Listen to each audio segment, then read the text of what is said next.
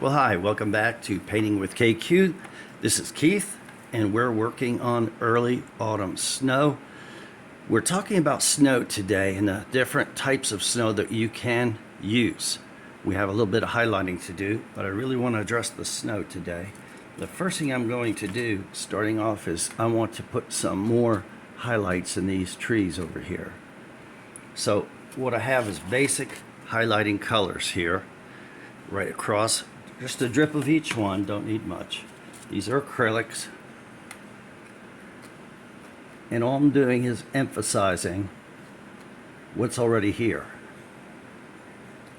This brush you might find interesting. I took a bristle brush, just wanted a small sampling of it for doing small things like this. So I cut it. I just took a pair of scissors and cut it. You can do that, pretty much make anything you want that works better.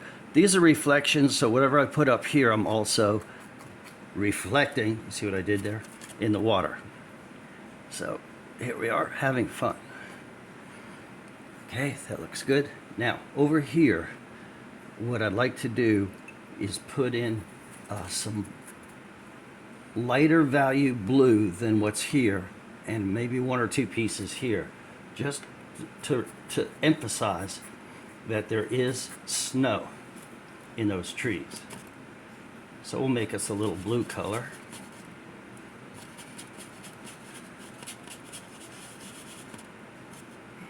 And what I'm trying to get is darker than this, not as dark as this. Something between those two colors.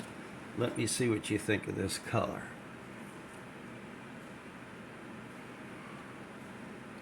For me, that works. I want to keep the darks in there because that gives you some depth in your bushes. But see, it kind of has a snow look to it already. Same thing over here. Snow would probably catch on some of these branches.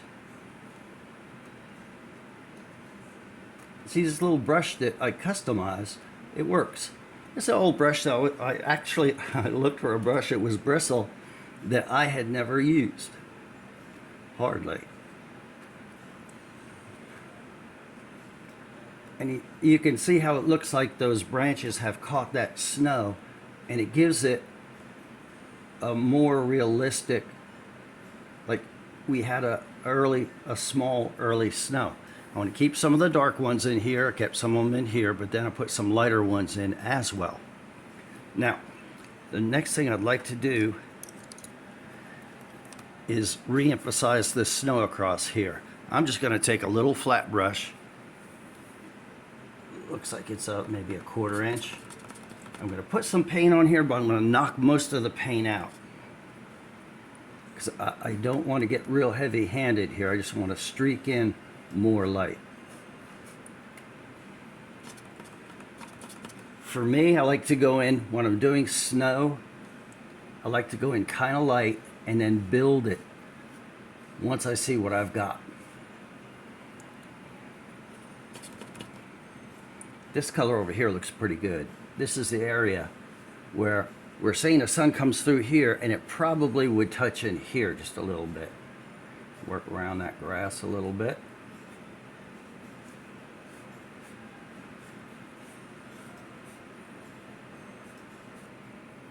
See how that brightens that up?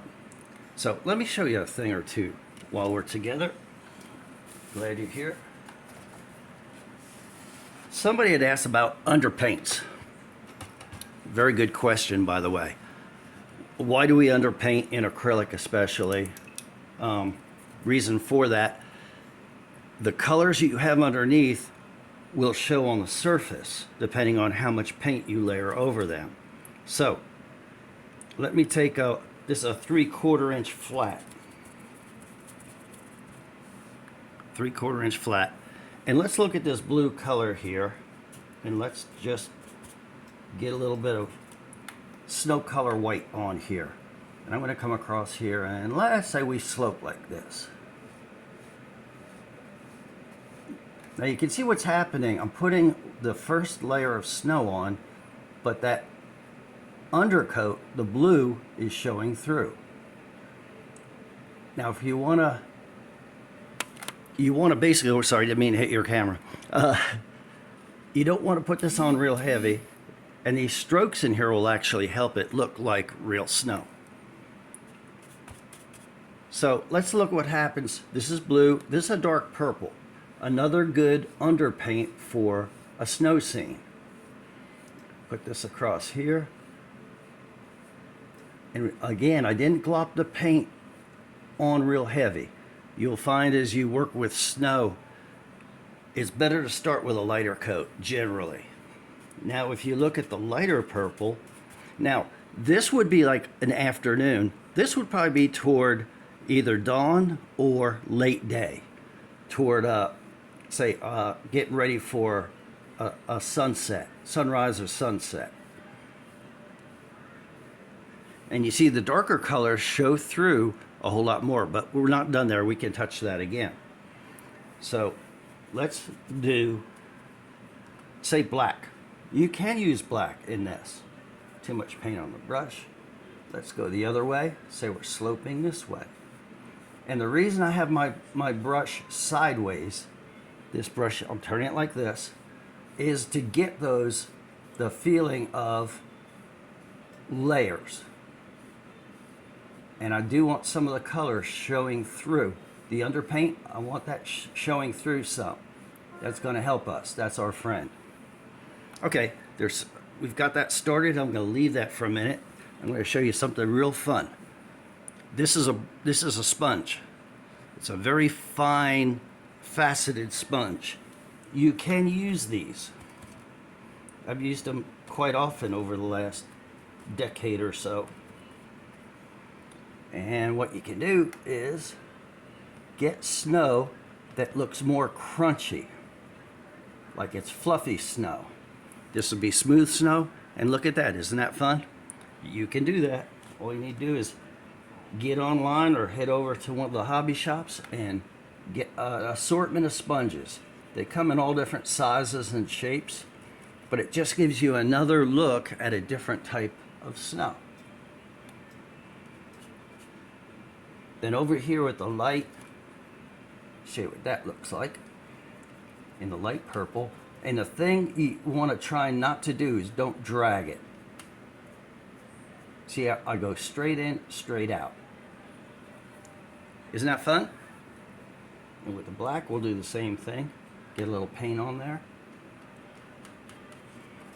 It gives you a much different effect. You can do it. Say we go over this a little bit with that. You can add texture to it. That's not quite dry, but this shows you what it would look like. Okay, so you see what a sponge does there.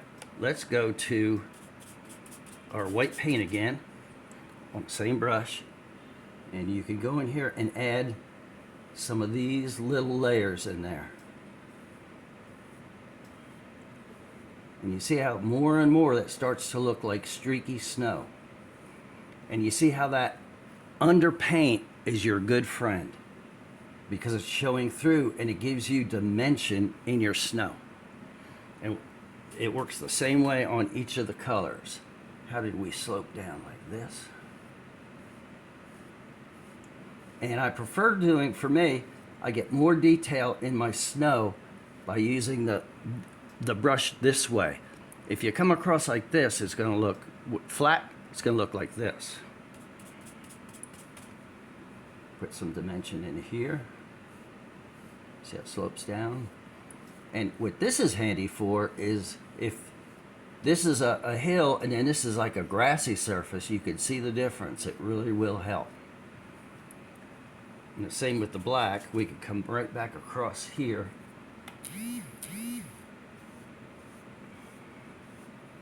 See, snow's not so mysterious after all. All you have to do is practice with it a little bit.